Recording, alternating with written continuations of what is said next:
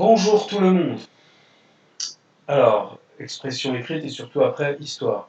Donc en expression écrite, chaque jour vous me racontez quelque chose, sans bien entendu me donner des éléments de votre vie privée qui n'ont pas à être mis sur la place publique, mais voilà, quand vous me dites que vous avez joué, bah, dites-moi à quoi vous avez joué, avec qui, si vous pouvez le dire bien entendu.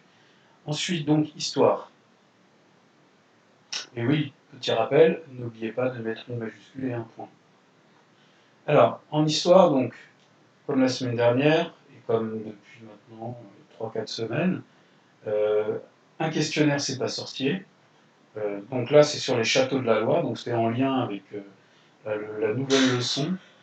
Donc d'ailleurs, on n'est plus au Moyen Âge, on est dans ce qu'on appelle la Renaissance, et donc la grande période des temps modernes, d'accord, qui commence justement par la Renaissance. Et donc vous allez voir à peu près ce que c'est que la Renaissance, pourquoi on parle de Renaissance.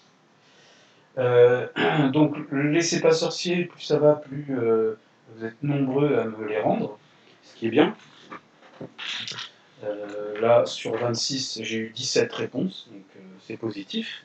Alors, certains ont rencontré des problèmes techniques. Je pense qu'au fil du temps, ça va s'améliorer. Moi, j'aimerais vraiment fonctionner avec ce système. Alors, j'essaierai d'en reparler donc aux parents. Hein. Vraiment de manière très régulière, une fois par semaine.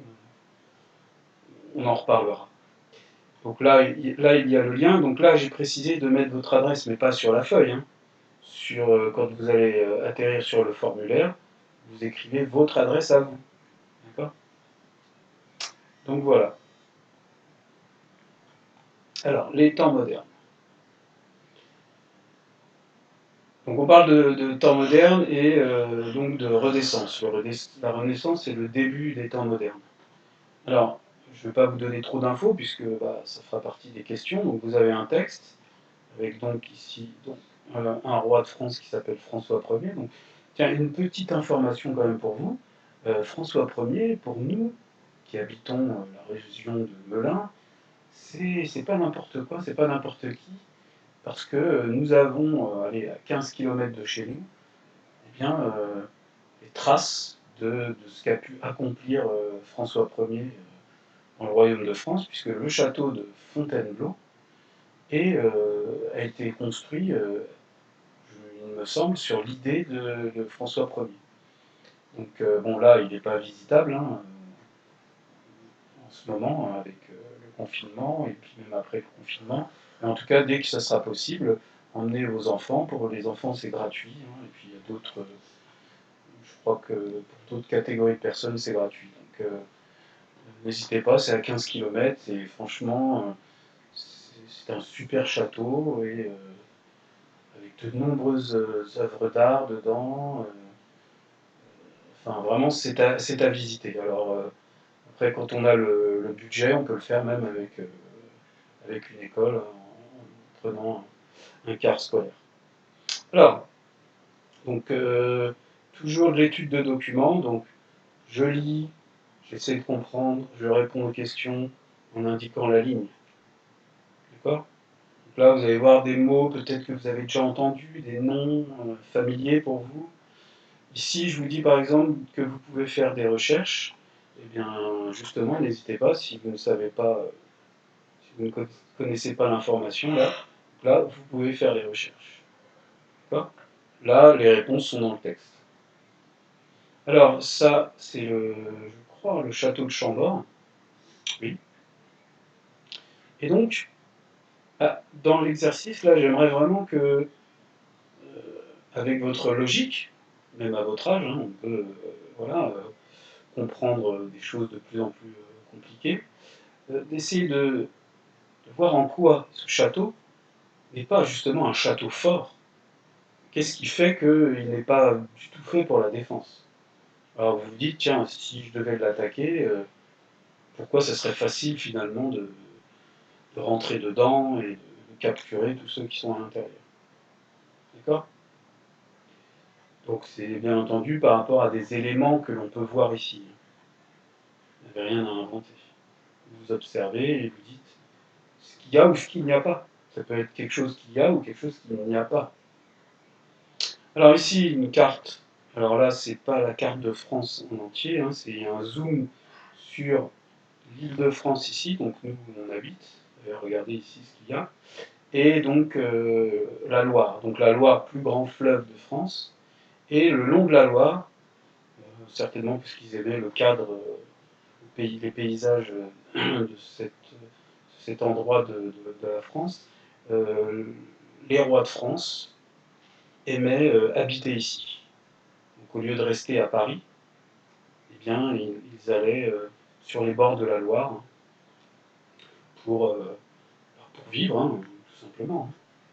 Après, dès qu'il y avait un problème politique ici, c'est sûr qu'il ne fallait pas rester trop longtemps là. Là, c'est une carte de l'Europe, et ça parle donc de la Renaissance. Et donc vous devrez trouver de quel pays ça part.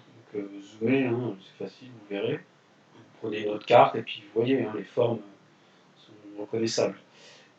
Et donc vers quel pays se diffuse. Quel pays, regardez lequel, il est au pluriel. On voit, hein, il y a des flèches.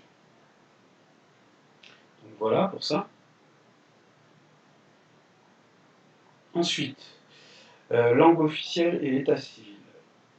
Alors, donc vous lirez, je vérifie quelque chose, vous lirez donc ce texte et vous répondrez à ces questions en indiquant la ligne à chaque fois.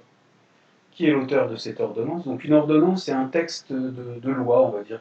C'est ce que les rois utilisaient pour dire voilà, telle est la loi que moi j'impose.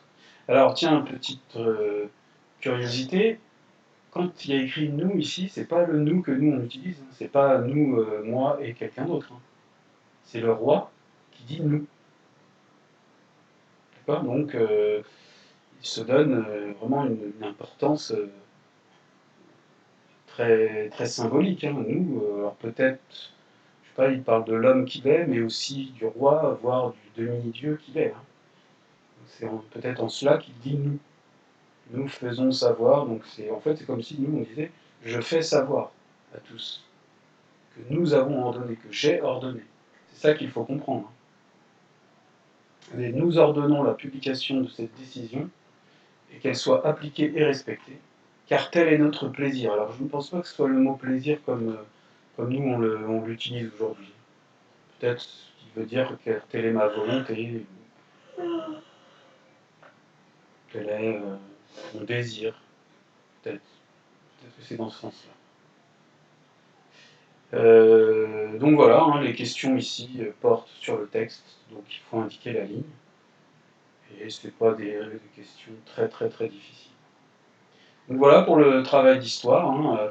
Alors je précise que les temps modernes, c'est à partir du moment où il y a l'invention de l'imprimerie et l'invention de bateaux qui peuvent traverser l'océan avec donc la découverte d'un nouveau continent, de nouvelles opportunités pour les Européens, ce qui va petit à petit donner le monde qu'on a aujourd'hui, hein, avec des moyens de communication qui vont de plus en plus loin et de plus en plus vite.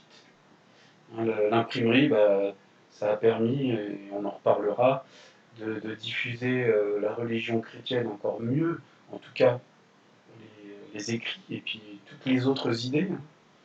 Et c'est peut-être ça aussi qui va faire qu'à un moment donné, les Européens seront de moins en moins religieux.